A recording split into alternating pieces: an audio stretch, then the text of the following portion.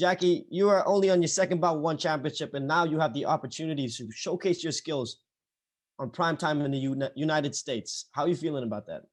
Oh, I'm super stoked about it. You know, being born and raised in the US and having friends and family being able to see me on primetime TV, it's a really cool thing to happen.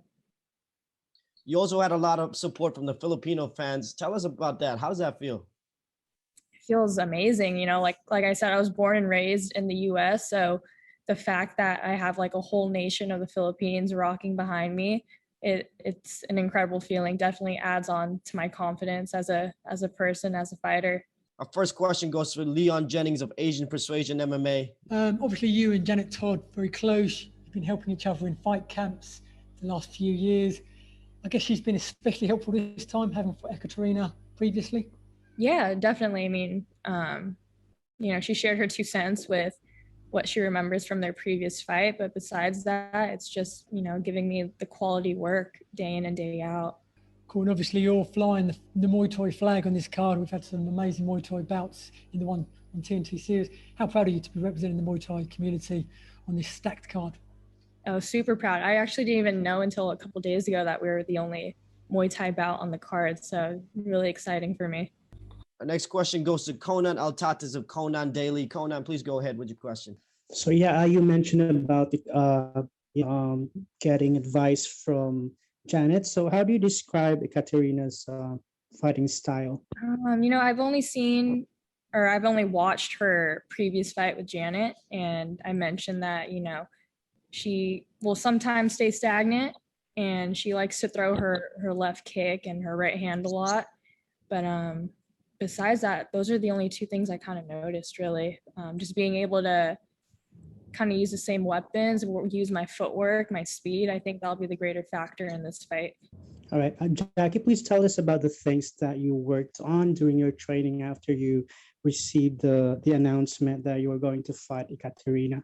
Yeah, so we incorporated a couple, you know, new stuff, but you'll probably have to figure that out on fight night. Right.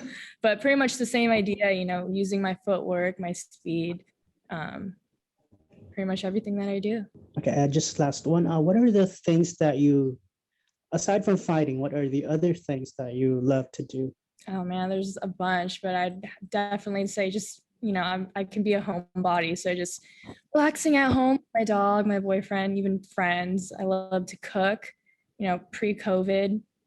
I loved going out to concerts and shows. So as of right now, just really spending time at home with friends and family.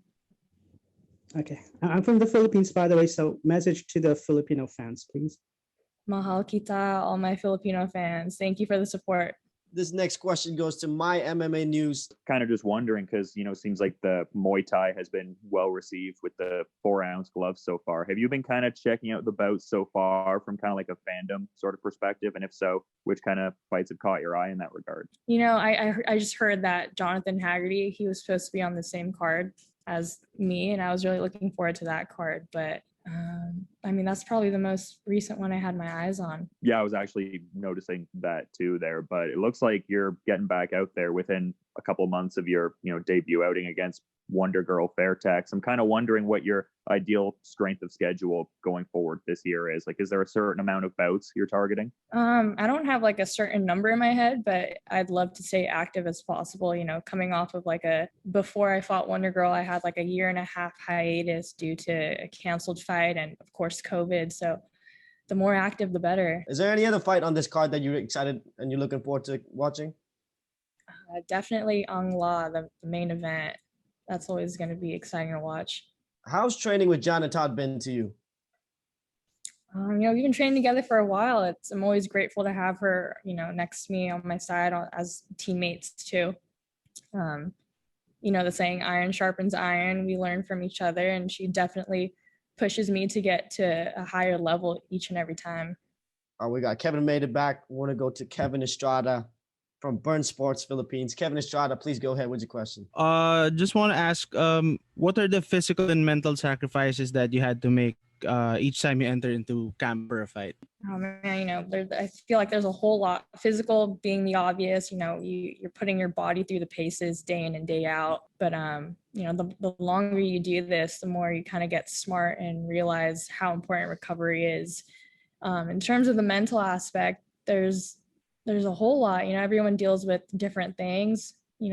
Common ones for me will just be self-doubt, but I'm very quick to snap out of that stuff with visualization and just a lot of positive self-talk. Our next question will go to Nick Atkin of South China Morning Post. Just wanted to ask, what have you found the reaction like since you made your debut with One and that brilliant victory over Wonder Girl? Have you found your popularity just kind of doubling, tripling? Yeah, I mean, everyone's just been showing love and support and all positive vibes coming my way. So nothing but a good reaction after my debut. And I'm really grateful for all the support and love people have been showing me. And how do you rank Ekaterina now in terms of, do you think this is going to be a more difficult challenge than Wonder Girl? Or, what do you think about the matchup? I think it'd be a good matchup. I know she's coming ready to fight after her last bout. And I know she's just as hungry as I am with the same goals coming into one championship. So I don't really underestimate any opponent. So I think it's going to be a good fight regardless. We're both hungry for it. I suppose you were sort of the underdog the first time against Wonder Girl, but now maybe you're the favorite here. Do you pay any attention to that? Do you enjoy being the underdog? Does that go in your favor? In the last fight, it kind of took a lot of pressure off, Yeah. being underdog. This time around, it's not, I mean, the pressure's kind of off just because I think having such a quick turnaround, I'm kind of just in that mode again. I don't really have a lot to think about. A lot of the nerves kind of shut off. But yeah, I mean, it works in my favor, I guess. And have you had any dialogue with One about potential title? Are they going to create one for this division? It seems to be up in the air at the moment. And yeah, what are your thoughts on that? Yeah, I mean, the strawweight division's still very new. There's no title holder yet, and there's been no word about it yet, but I made it clear coming into one championship, that is my goal, to get the Muay Thai title, and later down the road, hopefully the kickboxing title too. Our next question goes to Jackson Garst of Phantom Sports Network. Jackson Garst, please proceed with your question. Just going off what you just said about your kickboxing, how do you think that's going to lead into this Muay Thai bout that you have? How are you feeling with your kickboxing going into this fight? I haven't had a kickboxing fight ever. I've helped Janet, my training partner, train for some of her kickboxing bouts, so I'm familiar with the different rule set. I think as a fighter, I'm very diverse. I'm able to make adjustments. So as of right now, I feel like if they want to put me in a kickboxing fight, I'll be ready, but I got to get through Wednesday first. Right. And for all the West Coast fans that are really catching on to you, and of course being on TNT, they're going to get to notice you even more. If you were going to compare yourself to any other fighter that a West Coast person might know a little more, who would you compare yourself to? I don't think I can compare myself to anyone. They'll just have to look me up, and I'm just Jackie. That's an awesome answer. And then just finally, also kind of talking about the West, this kind of powerhouse of Boxing Works is coming out. Can you talk about kind of the small rivalry that's going on with the Fairtex Academy? We know that Jackie's seen some fights with them, and of course you have with Wonder Girl. Can you just talk about the little rivalry that's been developing? I guess I'd call it like a friendly rivalry. There's no bad blood or anything like that. We're, show equal respect to each other as gyms and athletes. So it's a friendly rivalry, definitely. Jackie, we have a question here from Kevin Estrada. He wants to know if you and your family would like to plan to visit the Philippines should the pandemic end. Oh, definitely. Like I said, I was born and raised in the US. I've never been to the Philippines. So when I am able to go there, I'd love to go with my family, my mom, my sisters, my father, and hopefully it'll be a time where one's able to host a fight in Manila. I think that'd be really cool.